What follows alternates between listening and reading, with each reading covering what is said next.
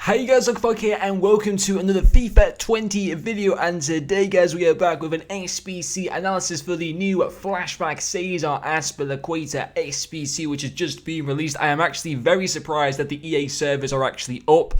They went down for about like 1 or 2 hours. A few hours ago today there was talk that people were trying to be able to unban Kurtz and stuff like that, and a few other people that have been banned by EA over time. I don't know if Kurtz's account got lifted or whatever, but I was very surprised to actually see that the EA servers got back up just in time for the 6 PM content, so I don't really know what was going on there. And we were greeted with a new Flashback Azpilicueta SBC that is here for 5 days. It goes back to his 2016-17 season, which I believe was the season that Chelsea won the league under Mourinho, like his first season of his second spell with Chelsea. And when I saw this card, as soon as the SBC came out, I was thinking, I'm going to do this SBC. And then I thought, wait a second, I've got 2 Road to the Final cards in my main team.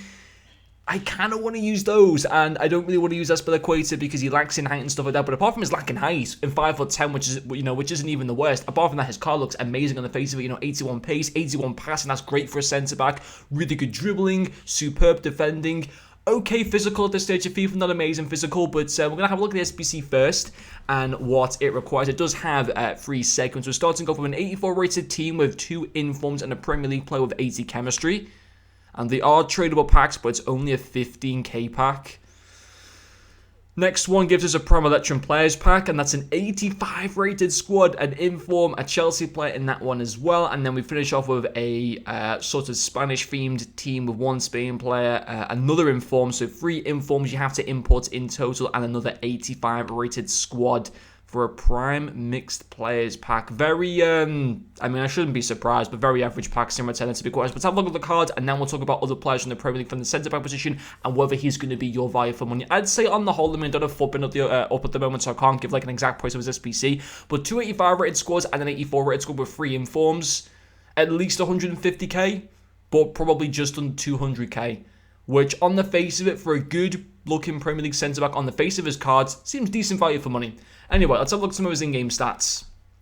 So, as we mentioned, the 5'10", not the end of the world, but not ideal. 2-star skills, 3-star weak foot, fine for a centre-back. I'm looking at this card and I'm thinking, actually, you could play him as a CDM in-game, to be quite honest, if you wanted to. But getting into his main in-game stats, yeah, amazing pace, 72 shot power as well. Great passing on a centre-back, 84 long passing, 84 short passing, 77 vision. He's going to be able to, when he makes those tackles, when he uses his strength to get the ball back, he's going to be able to make those initial passes to get you, to get the ball into the midfield and stuff like that. That's superb.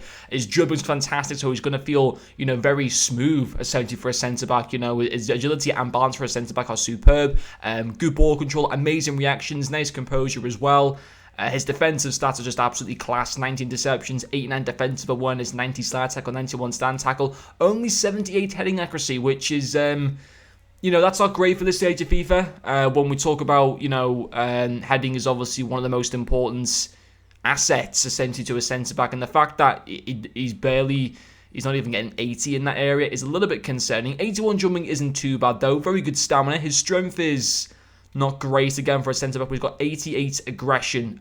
He shouldn't have 80 aggression. He's not an aggressive player, Azpilicueta, believe me, he's far from that. If anything, he's probably the complete opposite when I ever watch him. I think he's actually a very, very nice person, from what I see of him anyway. So, but on the whole, it seems to be a decent card. Of course, I would like that strength up a little bit more, so maybe something like the Powerhouse Chem style, the Sentinel Chemistry style will get that strength up a little bit, get that heading accuracy up a bit as well, but it seems to be decent. However, as I say all the time nowadays, and this is why I don't do too many SBC player reviews anymore, because I feel like it's sometimes so often now in FIFA I don't get value for my coins. That's why I do a lot more SBC analysis now on the channel, unless it's an SBC I really want to do.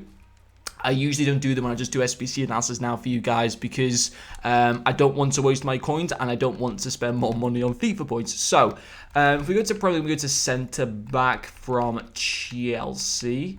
What am I doing? Didn't mean that. Okay, just centre-back in general from the Premier League. There we go. And then we need to have a look at some of the ones obviously available now. Virgil van Dijk, team of the year. You can't really compare him. We've got a flashback David Luiz here, who was an SBC. We've got like Inform Vertonghen in there, who obviously lacks in pace quite a lot.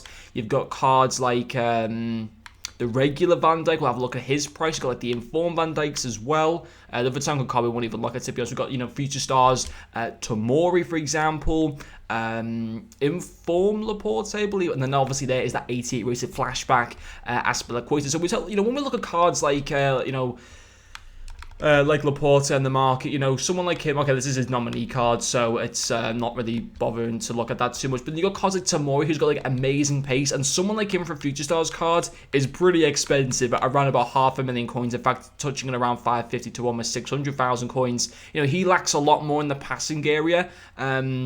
And lacks a little bit more in defensive area, you know, better pace and stuff like that. But he's a pretty sick card, but obviously he's a lot more than Azpilicueta. Now, this David Luiz card, this was a flashback SBC. I think it might have been around a similar price to the Azpilicueta card, and is very similar in so many areas to Azpilicueta. And obviously, you got Virgil van Dijk as well. Just his gold card, for example, still goes for around about 400,000 coins, which is insane. The fact that he goes for like that much still just for a gold card's crazy. So when I look at that, actually, you know, I think it's decent value for money, you know, because the Premier League, obviously, they got like the road to the final Gomez and stuff like that, who I want to keep in the team, and then obviously Kanat his one from Leipzig. But I think it seems decent value for money. I think his lacking height and maybe some of his stats like strength and stuff like that aren't the best. Is he going to be the most meta centre back in the world? Probably not. Is he going to be the best for champions? I think if you want to be someone who wants to try and finish like the high gold tiers or getting into elite, he probably isn't the best person for that. I think obviously, you know, you're better off going and spending a lot more money on prime icon moment cards and stuff like that, or, you know, going out and getting like a gold Virgil van Dijk or something. I think probably, you know, would be better than Azpilicueta. You know, I think he probably slots into like the top 7 centre backs in the Premier League and stuff like that, but he probably you know, he wouldn't be in the top 3 or anything like that. You know, that's for sure. But he's a decent card. Of course, he's usable at this stage of FIFA. Would I recommend doing him on the whole? I mean, I'm personally not going to do him because I'm happy with the centre-back partnership that I've got at the moment, but I'd like to know what your guys' situations are. If you're thinking of doing this SBC and you're undecided, let me know what your situation is.